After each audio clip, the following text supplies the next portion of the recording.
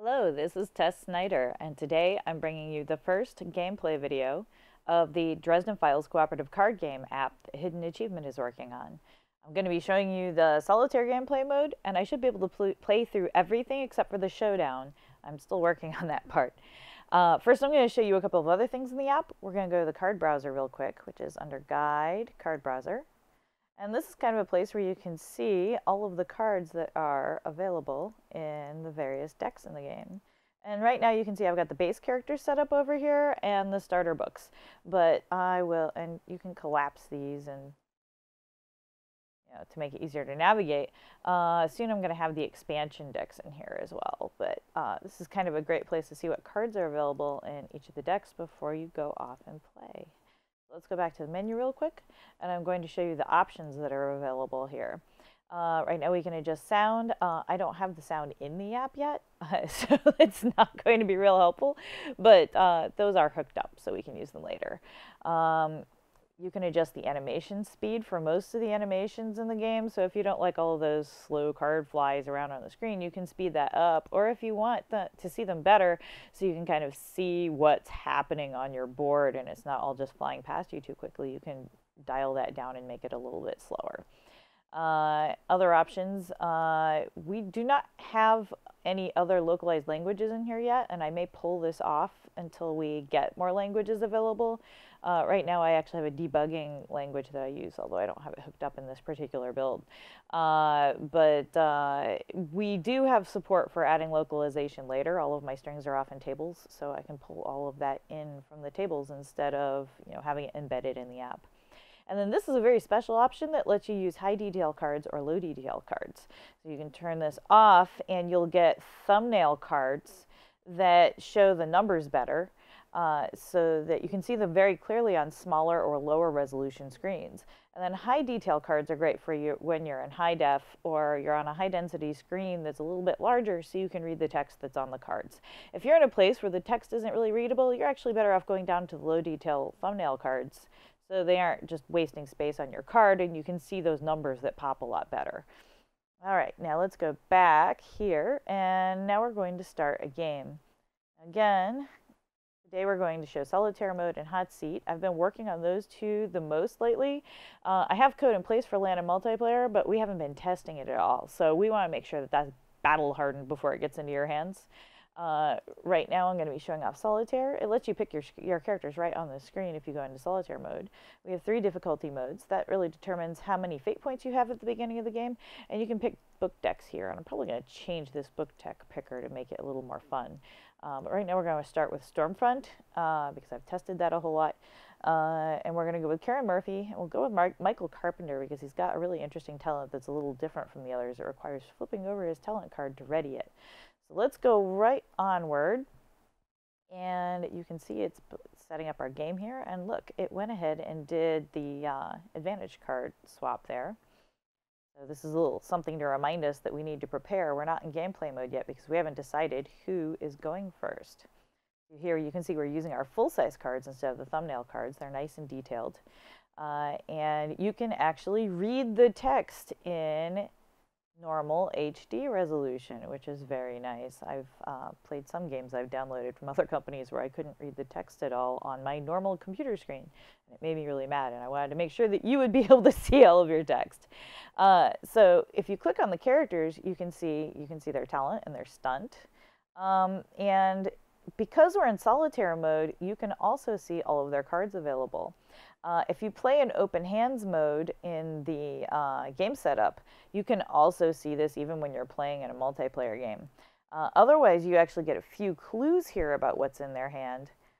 Or in the case of a completely no tabletop game, you will get no clues at all about what's in their hand, and this tab will be unavailable.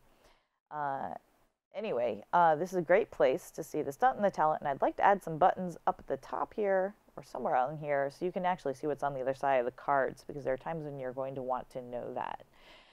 I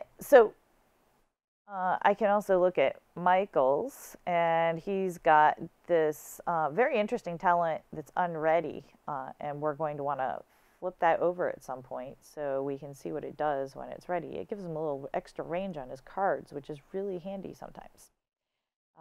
You can see up in the right-hand corner, we have 4 foes remaining and 0 cases solved. And we want more cases solved than foes remaining, although we'll be lucky if we can get there. And I don't have the showdown coded yet, so have fun with that. But let's do some playing here to see what happens. So who do we want to go first here? Let's decide. Let's see. We probably want to get some of those obstacles out of the way. Let's see what people have in their hands. Karen can get rid of one at range 3 for a very variable amount of fate. That's kind of scary. And Michael has what? Michael has a whole lot of overcomes, so we may want to lean on him for that kind of thing. Blessing, Prayer, and Fist of God. These are all nice. If you ever need to see a card up close, you can just, on desktop it's going to be mouse wheel. On a tablet or phone, you're going to want to tap and hold to zoom cards. So you can zoom all of them in and see them much better. Shazak is very interesting because we can't hit him at start, but he's actually starting way out at the last position, which is handy. So let's see. We want to get that one at range 2, but I think I'm going to let Michael handle that. What I'm going to do is actually move one of these advantages closer, but I can't do that yet because I haven't started the game. So let's pick Harry here. And he's going to start the game for us. So he's got the blue beetle. He could take those if he got a lucky roll, but instead, let's discard this. And we're going to grab 3 fate. And he gets to move cards closer for his talent, which is very nice. Okay. Now, let's see. Karen cannot reach any of these, but she can reach one of these advantages, but we're not going to use her for that right now. Let's go ahead and start chewing on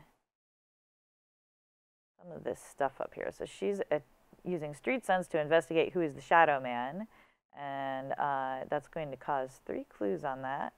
And we can see that's what's needed to get the Shazak. We can look at all of these cards more closely, even from this window, which is nice.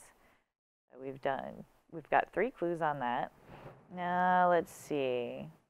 Michael is going to, he's got a fate roll on this, so we're going to go ahead and roll his fate. It's an expensive card this time. That's unfortunate, but let's go ahead and get that taken care of. So we're going to click on that card, and we are overcoming that obstacle, and it's gone.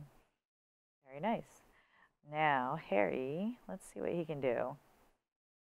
A nice card. I like his row attacks, but I don't have a whole lot of things lined up real nicely to use them right now.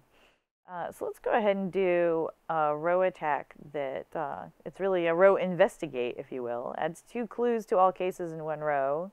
So we're going to do this to the top row because we have 3 cases up there.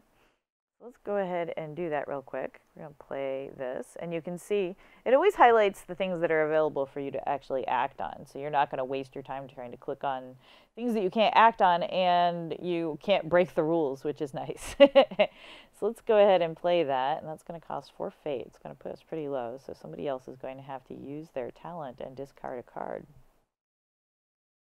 So let's see. It's going to be a while, if ever, before these advantages get any closer, and all of Karen's are 2 range. So let's go ahead and, although we're not going to get much fate back from those if we discard them. Let's go ahead and discard Deadeye Shot instead. It's a really nice card, but it's very expensive, and right now we need some fate. So we're going to do this, and then it's going to play her talent, which is going to cause that investigate out at the long range. And I think I'm going to add a little more visual feedback on that so you can kind of see what's going on, what goodie you're getting when the talent plays. Because that makes it more satisfying when you have to discard a card. Let's see. Michael could cause a lot of damage here, but you know what we want to do? See, we could spend Fist of God if we could get Morgan is Watching a little bit closer to the front of that row, or we could get rid of it very inexpensively if we just boost his range a little bit. So right now what I'm actually going to do, now Fist of God, don't get me wrong, is a nice card. You can overcome an obstacle and you can get free hits on the adjacent targets. And there are times when I definitely use that. In fact, it's fun for setting up some chain reactions. But this time that's not what I'm going to do. I'm going to go ahead and discard it because it's a very expensive card. And you can see that's readying his talent. So it's going to be ready for us to use next time we get around to him. Okay, now the next thing I'm going to do, I think, with Harry is I'm going to go ahead and discard. It's not my fault because he's not going to need it. And let's move this speed potion a little closer. All right. Now we're back to Karen. What do we want to do with Karen?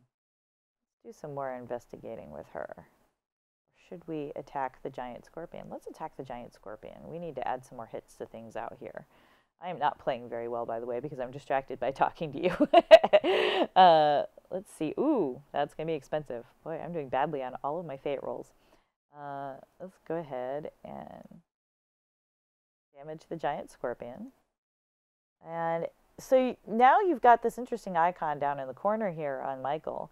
And that was enabled because he played his stunt. And it tells you here this will trigger automatically. It's reminding you, if you click on it, you can see what the card does. And it's reminding you it'll trigger automatically. And what that means is I've gone ahead and shown you the boost that he's going to get on his cards. So we've got this one range overcome card, but we can actually hit a card that's out at 3 range, which is really cool.